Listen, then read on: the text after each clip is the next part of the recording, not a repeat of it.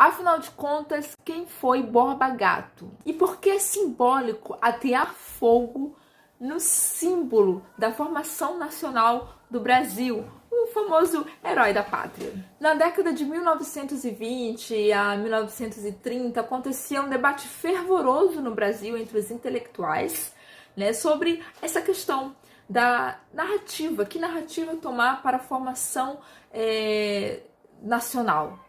É lógico que esse debate tomou conta também lá no nascimento da República, no fim do Império, mas assim, década de 20 e 30, em cada casa de algum intelectual burguês, estava se discutindo isso, a narrativa, quais são os heróis, enfim. Então você tem a Semana de 22, né, na arte, né, nas pinturas, na poesia, esse debate sobre o nacional, sobre quem é e quem forma o povo brasileiro. Intelectuais como o Mário de Andrade, que viaja pelo Brasil, né, fazendo suas pesquisas antropológicas quase, né, ou ele era um folclorista, né, um termo usado antigamente. Ficou azul, amorzinha? Ficou azul? Sim, ficou azul. Claro que até antes, o Lima Barreto já estava vindo com essa ideia na literatura com o Triste Fim de Policarpo Quaresma, né, que já tem toda essa áurea do nacionalismo, do patriotismo, enfim, o Lima Barreto já estava muito à frente dessa galera da Semana de 22, mas o quente mesmo era o debate entre dois grupos. De um lado, havia os racistas eugenistas, racistas, né, não toleravam nem sequer a miscigenação. Aí você tem Nina Rodrigues, Monteiro Lobato.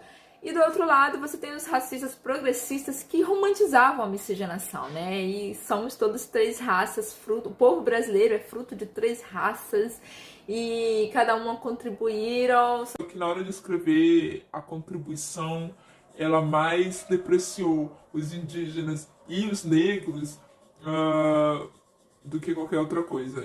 Então fica fácil a gente entender por que o Borba Gato, não só ele, né, os bandeirantes, né, no geral, ganharam esse status de te amo.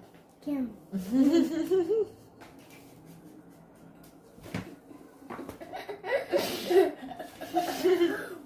De heróis nacionais, né, ganharam estátuas, nomes de avenidas, enfim, nome de bolo, não sei, nome de cidades, não sei se tem também. Normalmente eu falo aqui que a imagem tem poder. Hoje eu vou falar a palavra tem poder, né? E no caso a palavra ela dá poder a uma narrativa, cria uma imagem forte desse Borba Gato e é uma estátua. Ela tem o poder de reforçar tudo que o texto já afirmou. As palavras usadas em narrativas acabam reforçando falsas verdades, né? E, de um modo geral, crenças limitantes acabam sendo formadas a partir de uma narrativa que reforça um outro modelo, um padrão. E tudo isso em um simples livrinho como esse aqui. Detalhe, é um livro infantil chamado Histórias da Terra Mineira, do filólogo Carlos Góes. Carlos Góes, na verdade, nasceu no Rio de Janeiro, mas foi morar em Minas, chegou até a ser professor na Federal de Minas Gerais. O Carlos Drummond de Andrade foi aluno dele, tem um poema, né, que ele fez para o Carlos Góes, para o seu professor de gramática. O livro foi publicado primeiramente, se não me engano, a primeira edição em 1929, né, uma edição mineira para as aulas, né, de moral e cívica. Inclusive, esse livro foi premiado, como está aqui na capa.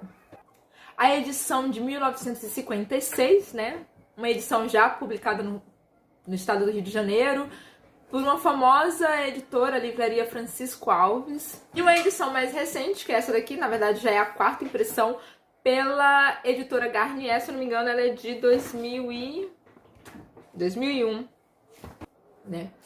É uma edição para o público infantil, né? E o Carlos Góes, o autor, ele deixa bem claro já no prefácio que é para ressaltar os valores do nacionalismo e os valores cívicos da época, né, nas crianças.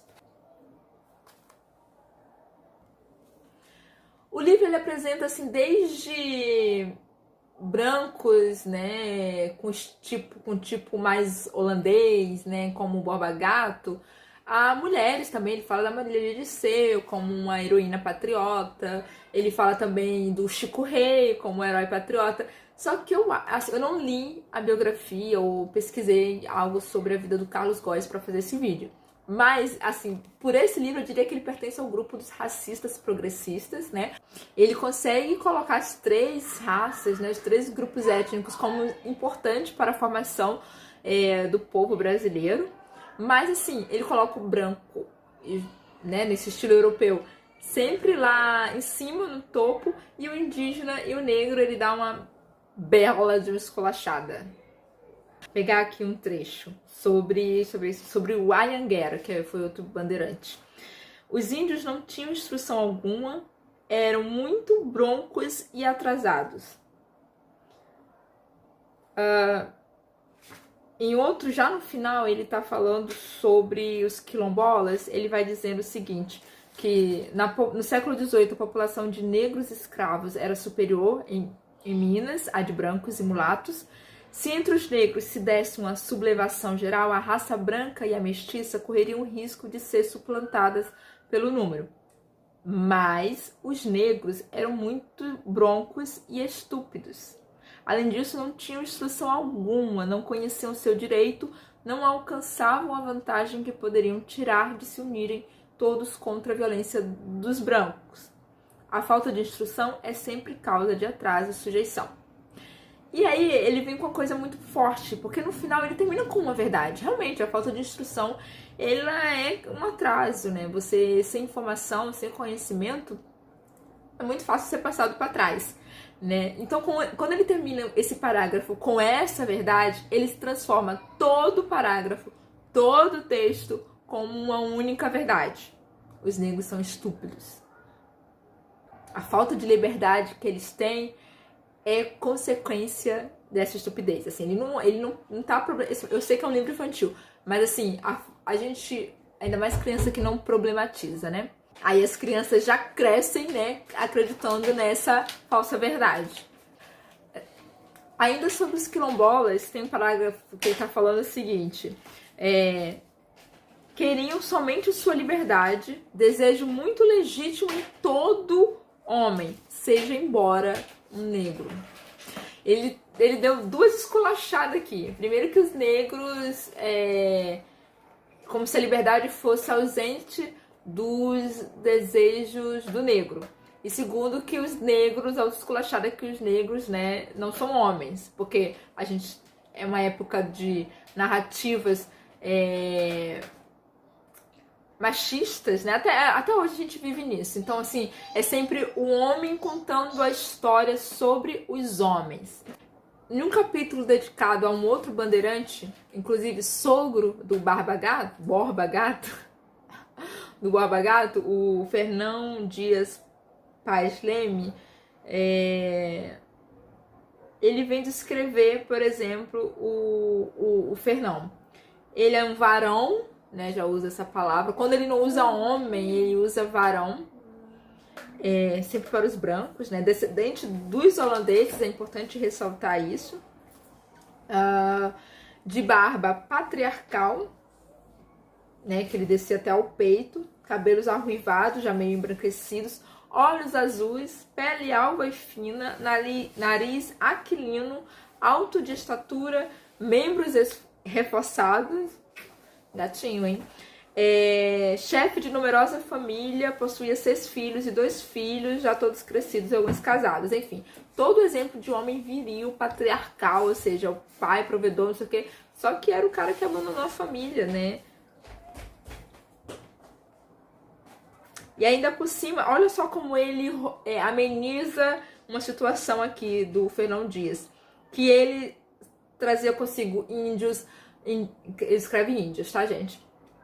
Mansos e catequizados. Aí, entre parênteses, seus escravos. Um filho extramatrimonial, né? Então, ou seja, a gente já tem conhecimento que o Fernão Dias gostava de pegar as mulheres indígenas, né? Agora, Com ou sem consentimento, seu Fernão. E aí você vem na descrição do Borba Gato. Era um homem de gênio exaltado, destemido e valente, capaz das maiores temeridades. Isso aqui poderia soar até negativo, né? Afinal de contas, um homem violento, violento, exaltado, gênio exaltado, ou seja, um nervosão. Se fosse um homem negro, a gente entenderia dessa forma. Como se trata de um homem branco, isso que poderia soar negativo, na verdade, o Carlos Góes vai reforçar como algo positivo, porque é a partir disso que ele vai defender as terras, as minas, vai formar Sabará, vai formar uma cidade mineira. O Carlos Góes quer tanto exaltar a figura do Borba Gato que ele acaba, até em outro momento que era pra dar uma escrachada também geral pela situação física que ele se encontrava, ele acaba exaltando, né? Ele consegue usar adjetivos de uma forma, a poder da palavra, poder de uma narrativa bem construída, ele consegue, na verdade, colocar o Borba Gato lá em cima, aqui, ó. Porque é o seguinte, o Borba Gato, ele acaba assassinando um cara, representante do rei de Portugal, enviado para dar uma confiscada ali nas minas e tomar posse do que Fernão Dias e Borba Gato já tinham adquirido ali. O que acontece é que esse cara morre assassinado. Alguns historiadores vão dizer que foi o Borba Gato, outros vão dizer que foi sim um escravo, enfim.